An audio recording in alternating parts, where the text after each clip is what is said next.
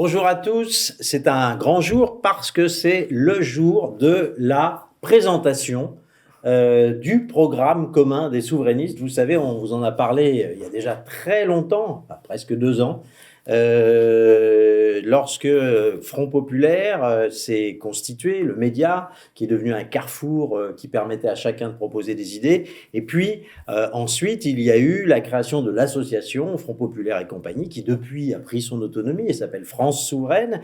Et durant tout ce temps, tous ces mois parcourus, il y a eu un travail de fond qu'il faut saluer et dont je suis particulièrement content de recevoir un des membres de ces groupes de travaux. Il y a eu 3000 personnes, 3000 mains qui ont participé à la rédaction de cet ouvrage qui est enfin disponible, que vous pouvez évidemment précommander sur notre site, mais que vous pourrez aussi tous les membres recevoir très prochainement. Alors, le programme commun des souverainistes, c'est des gens de bonne volonté comme Thibaut que j'accueille, Thibaut Gémon.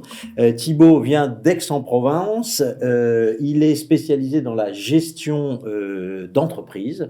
Et il a participé dès les premières heures à Front Populaire et compagnie, et donc a participé à la rédaction du programme commun des souverainistes, de ces 270, ça a été arrondi à 250, mais il y a en vérité 270 propositions pour changer la vie dans notre pays. Alors, on vous écoute sur la manière dont ça s'est passé, Thibaut. Écoutez Stéphane, dès le début, en fait, tous les adhérents ont cherché à se regrouper entre eux pour discuter, aborder de différentes thématiques. On a eu des instructions pour travailler sur quelques thématiques, on va dire, dans chaque fédération. Et finalement, on s'est rendu compte que les adhérents avaient vraiment la volonté de travailler un petit peu sur tout. Donc, on a développé des groupes de discussion sur un logiciel qui s'appelle Citadel, qui est une sorte de groupe de discussion. Où on a c'est une application où on peut monter des salons de discussion, donc des thématiques de discussion, et apporter chacun sa pierre. Mais qui étaient tous ces 3000 personnes dont je parle? Alors, vous avez vraiment des gens vraiment de tout horizon, de toute origine. Vous aviez, je sais pas, il y avait Olivia, par exemple, qui était chauffeuse de bus à Aix-en-Provence, donc qui nous parlait de ses problématiques de sécurité. On avait Daniel qui était agriculteur, on avait François qui était chef d'entreprise. On a été militaire à la retraite, on avait Fabienne qui était psychothérapeute par exemple également, Mickaël qui était artisan. Donc vraiment des gens qui venaient de tout horizon différent, qui nous ont apporté vraiment leur vision du réel, leur bon sens pour développer des idées sans idéologie. C'était ça qui était vraiment important pour nous, c'est de ne pas mettre d'idéologie. On s'en fiche d'où viennent les gens, quelles que soient leurs origines, leur bord politique. Ce qui compte, c'est partir du réel. Qu'est-ce qu'on peut faire ensemble, juste avec du bon sens, quoi. Le génie du peuple, dont parle souvent Michel Onfray, c'était exactement ça.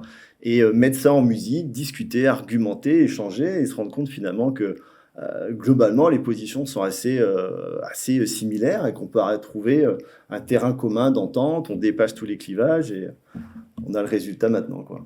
Voilà. Alors, il y a un garçon dont on doit parler qui est très important, c'est Robert Badrieux, qui a coordonné l'ensemble de ces travaux, fait en sorte que les différentes départements, régions travaillent de concorde, et puis après, commencer à rassembler la matière qui a été relue par notre ami, j'ai un trou de mémoire, Henri de Montvallier. Henri de Montvallier, voilà, merci de me souffler. En plus, on le connaît bien, on l'aime beaucoup.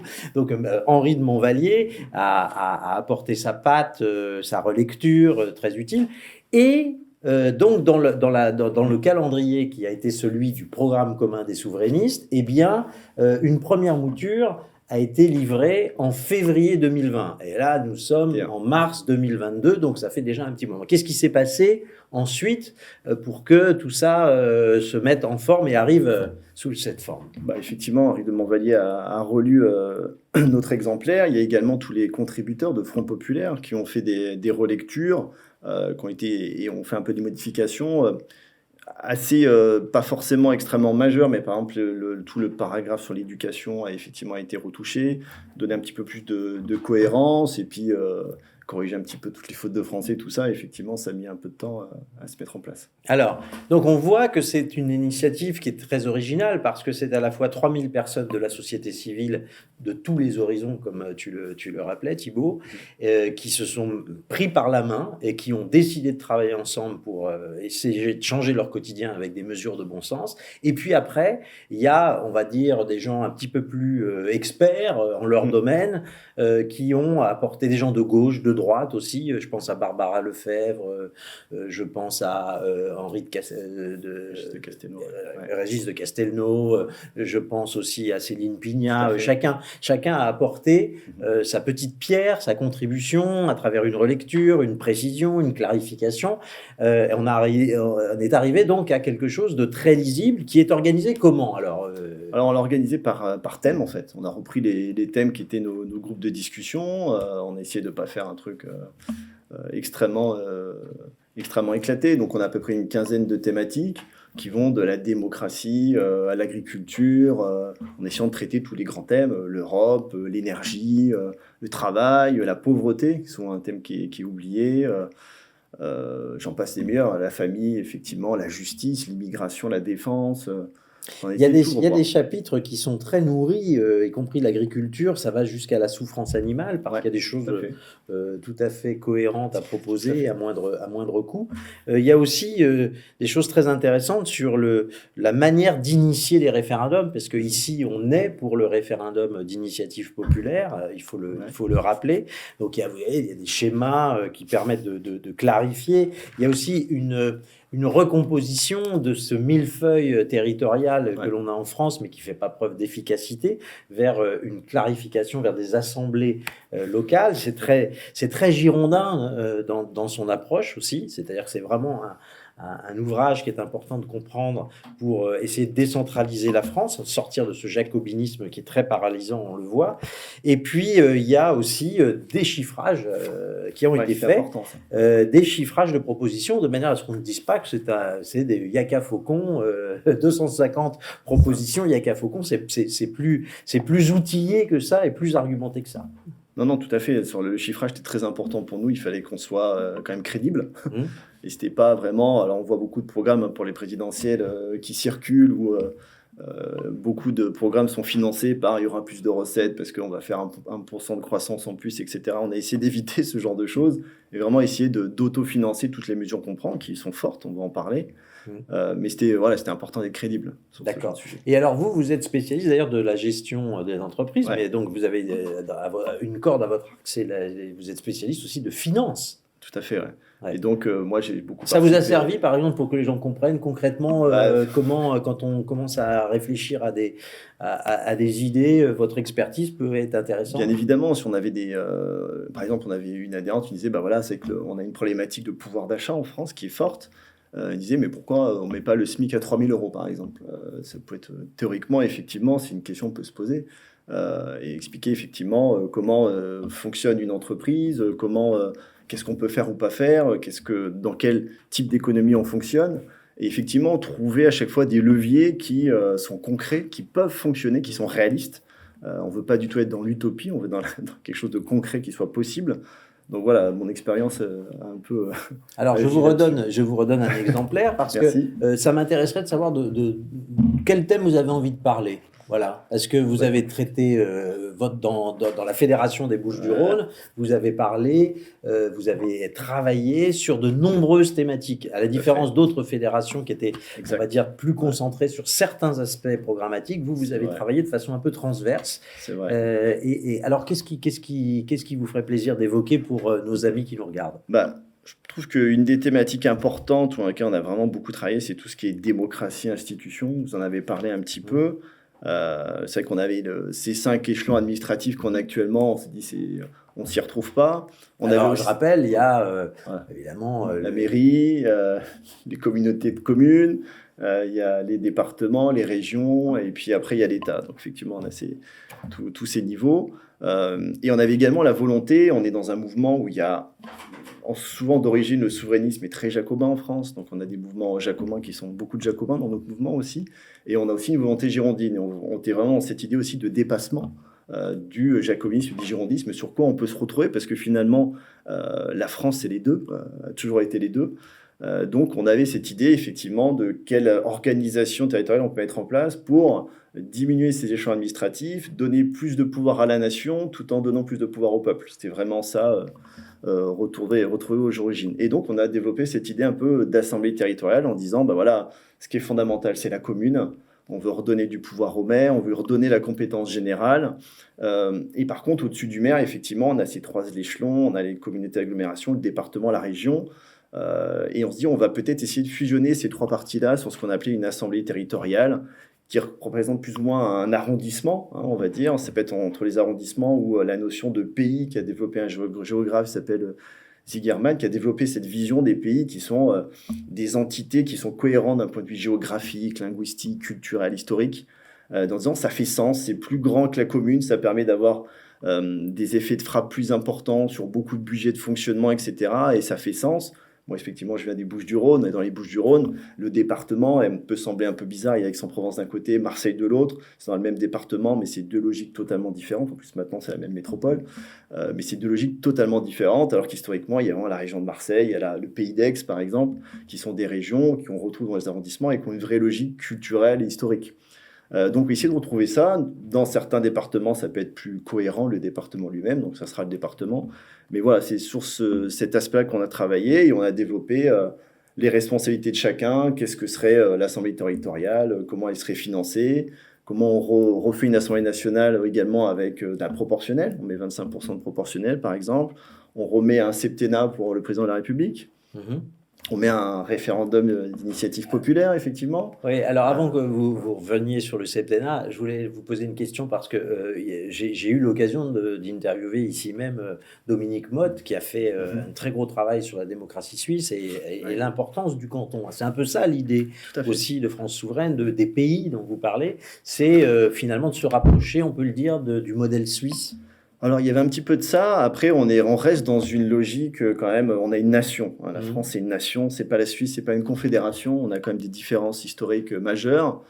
Donc, effectivement, c'est redonner le pouvoir régalien à l'État et donc essayer de focaliser sur des grands ministères qui sont les fonctions régaliennes, l'éducation, la justice, la sécurité. Essayer de décentraliser, par contre, auprès du peuple, tout ce qui peut être fait, tous ces ministères qu'on a, où des fois on peut se dire, voilà, la culture, ça peut être fait localement. La sauvegarde du patrimoine, ça peut être fait localement, etc. Plein de choses comme ça, où là, effectivement, localement, on va retrouver de la décision et on va mettre un référendum d'initiative populaire à tous les étages, effectivement, sachant que finalement, les gens veulent prendre part des décisions locales. Bien sûr, et le modèle suisse, c'est aussi ça. C'est régulièrement appeler ce que les Suisses appellent le souverain, c'est-à-dire le peuple. Le peuple, c'est le souverain, et c'est lui qui tranche les questions qui lui sont posées. Voilà, absolument. Alors, il y a une dizaine de chapitres, hein, c'est bien ça non, un peu plus, il y en a une quinzaine de chapitres, pardon. Il y a une quinzaine de chapitres, donc thématisés, avec à chaque fois beaucoup de propositions. Il y a donc à peu près 270 mesures pour améliorer la vie. On peut répéter que c'est la première fois en France qu'un travail comme ça est fait, à votre connaissance, enfin, en tout cas à la mienne. À ma connaissance, oui. Voilà, c'est pas du tout il faut peut-être qu'on insiste là-dessus, c'est pas du tout le travail que l'on a l'habitude de voir dans les partis politiques, parce que les partis politiques, pour connaître quelques-uns, ça descend. Ça descend. Voilà, il y a 1, 2, 3, 4, 5, une dizaine de collaborateurs qui travaillent sur des aspects programmatiques, et puis ça va dans le sens d'une ligne qui a été fixée, et puis après il faut que le réel rentre dans ce cap qui est fixé. Là, c'est pas ça. Le réel, il remonte du pays. Et on a donc un ouvrage et des propositions qui sont toutes, qui sont essentiellement puisées, qui puisent dans le réel. Et le réel est essentiel. C'est vraiment une grande différence de démarche. Non, et puis on s'inscrit, je vous dis, dans aucun mouvement politique. Vous allez voir des mesures, vous allez dire, bon, ça c'est un programme de droite. Vous allez voir d'autres, vous allez dire, mais ça c'est un programme de gauche. Il n'y a pas vraiment... le but, c'est garder quelque chose d'équilibré, qui soit cohérent.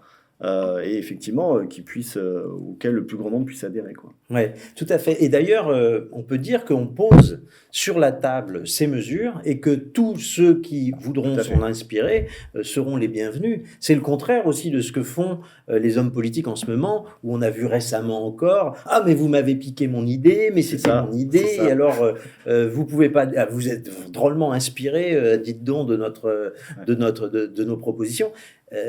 Nous, ce qui nous intéresse, je parle là au nom d'une manière générale de Front Populaire comme de France Souveraine, c'est d'aider à faire émerger des propositions dans un esprit constructif, dans un esprit participatif, de proposer et de faire avancer les idées. Tout à fait, c'est exactement ça. On ouvre une porte, en fait. C'est le début de débats qui peuvent avoir lieu. Vous allez voir, tout n'est pas parfait, forcément. Il y a on doit prendre à prix position. On a essayé à chaque fois d'avoir la position la plus équilibrée possible, parce qu'il y a des lignes de fracture qui existent même au sein des souverainistes. Le Frexit, c'en est une, effectivement.